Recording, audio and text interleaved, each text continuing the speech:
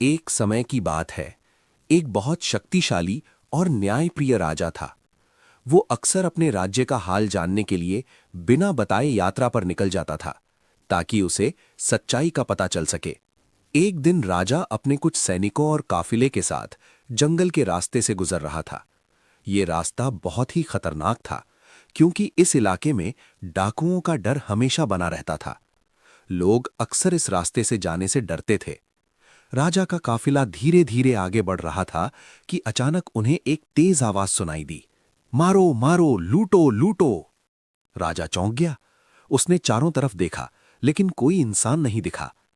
आवाज ऊपर पेड़ से आ रही थी। जब राजा ने ऊपर देखा तो वहां एक तोता बैठा हुआ था। राजा को बहुत आश्चर्य हुआ। वो सोचने लगा कि एक छोटा सा तोता ऐसी भाषा कैसे बोल सकता है। इसे कौन सिखा रहा है? राजा ने मन ही मन उस स्थान को याद रखा और आगे बढ़ गया। कुछ समय बाद राजा अपनी यात्रा के अगले पड़ाव पर पहुंचा। वहां घना जंगल था और उसी जंगल के बीच एक शांत और सुंदर आश्रम था। आश्रम के चारों ओर हरियाली, फूल और फल थे। वातावरण बहुत ही शांत और पवित्र लग रहा था। जैसे ही राजा आश्रम के द्वार पर पहुंचा, उसे एक तोता दिखाई दिया।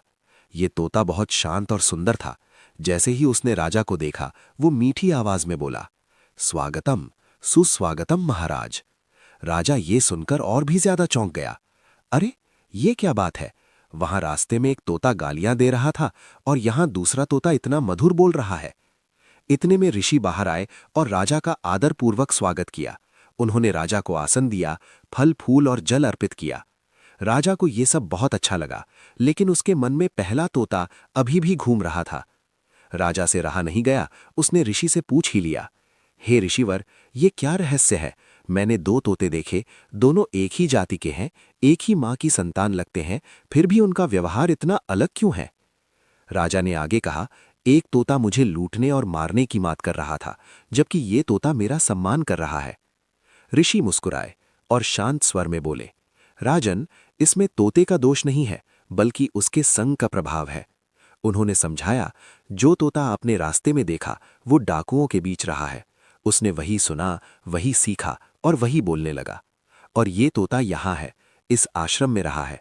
उसने प्रेम, शांति और सम्मान के शब्द सीखे हैं। ऋषि बोले, एक ही जन्म, एक ही जाति, लेकिन संगत अलग होने से व्यवहार भी अलग हो जाता है। राजा ये सुनकर गहराई से सोच में पड़ गया। उसे समझ आ गया कि केवल जन्म से कोई अच्छा या बुरा नहीं होता, बल्कि उसका वातावरण और संगति उसे वैसा बनाती है। राजा ने ऋषि को प्रणाम किया और कहा, अब मैं समझ गया कि इंसान या जीव जैसा माहौल पाएगा वैसा ही बन जाएगा।